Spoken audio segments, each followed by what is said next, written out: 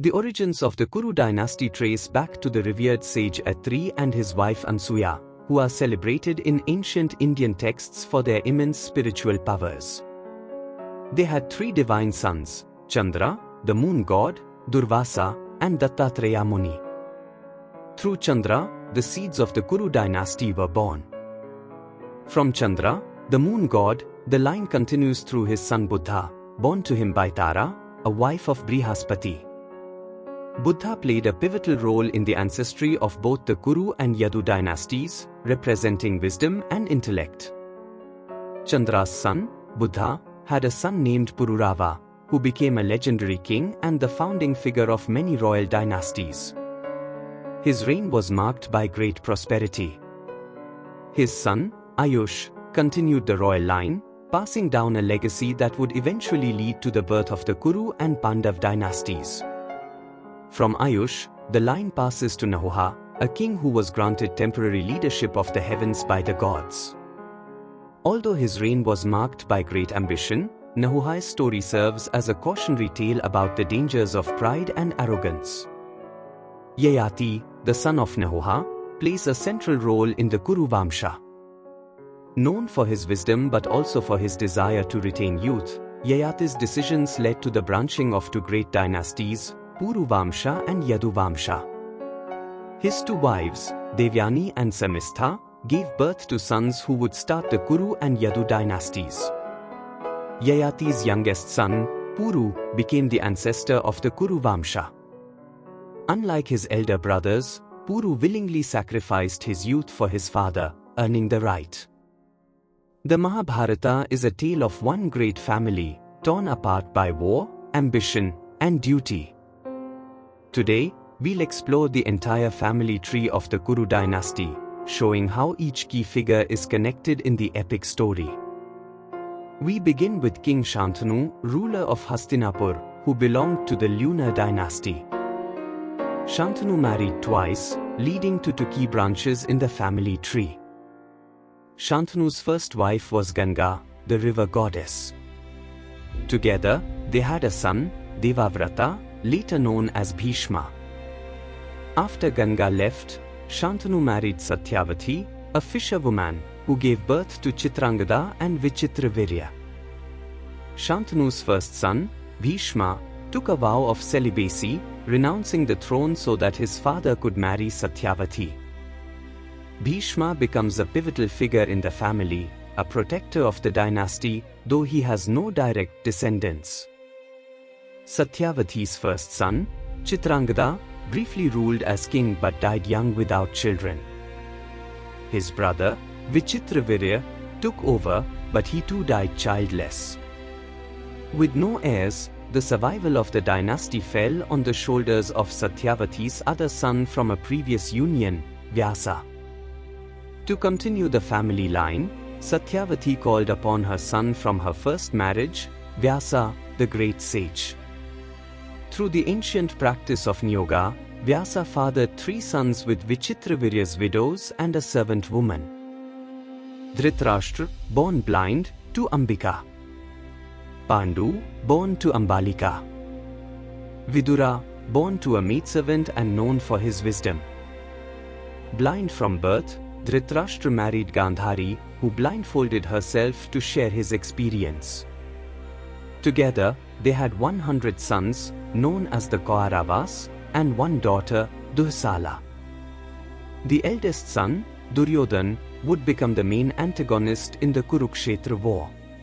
Pandu, though a great king, was cursed and unable to father children himself. His wives, Kunti and Madri, invoked divine blessings to bear sons. Kunti had three sons. Yudhishthira, son of Yama, the god of justice. Bhima, son of Vayu, the wind god. Arjuna, son of Indra, the king of the gods. Madri bore twin sons. Nakula and Sahadeva, sons of the Ashwini Kumaras, divine twin gods of medicine. But the Pandavas had an elder half-brother, Karna, whom they didn't know about. Before her marriage to Pandu, Kunti invoked a boon and had a son with the sun god, Surya.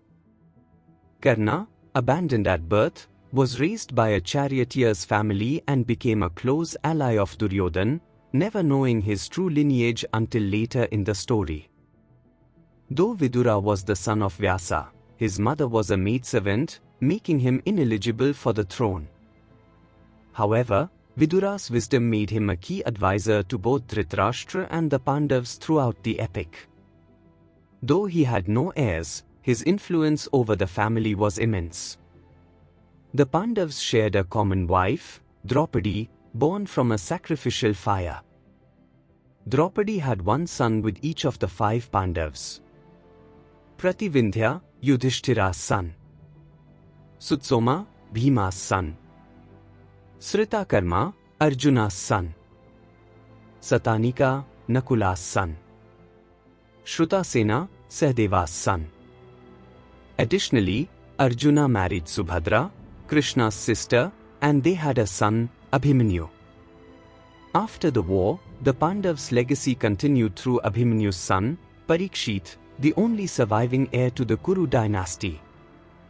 Parikshit became king after the Pandavas retired, ensuring the family's survival into future generations. The Kurukshetra war was fought by 2 powerful dynasties, but what if I told you that some of the most critical players weren't part of the Kuru family at all? They weren't born into the dynasty, yet their actions changed the fate of the Kuru Vamsha forever. From Karna, the lost Pandav, to Drona, the invincible teacher, to Draupadi, whose honor sparked the flames of war. These unsung heroes and villains, though outside the family tree, left an indelible mark on the epic tale of the Mahabharata. Drona, a Brahman by birth, is one of the most influential characters in the Mahabharata. Though not part of the Kuru Vamsha, his role as the royal preceptor makes him deeply intertwined with the Kuru family. Drona trained both the Pandavas and Kauravas in the art of warfare and later became the commander-in-chief of the Kauravas army during the Kurukshetra war. Despite his loyalty to Hastinapur, Drona faced difficult moral dilemmas throughout the war, especially concerning his relationship with Arjuna, his favorite disciple. Vidura, though not born directly into the Kuru Vamsha, Vidura played an essential role in the Kuru kingdom. He was the half-brother of Dhritarashtra and Pandu, born through Nyoga to a maidservant and the sage Vyasa. Known for his wisdom, righteousness, and devotion to justice, Vidura often acted as the moral compass of the Kuru court, advising both the Pandavas and the Kauravas.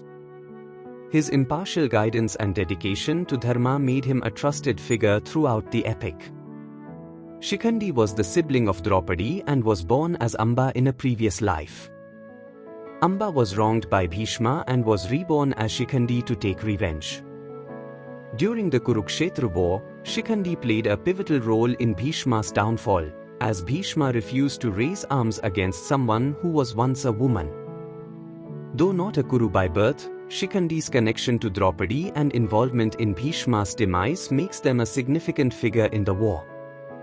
Kripa, also known as Kripacharya, was one of the Kuru prince's teachers and a respected warrior. He was the son of Sharadvan and Janpadi and was adopted by King Shantanu's family, making him closely tied to the Kuru dynasty.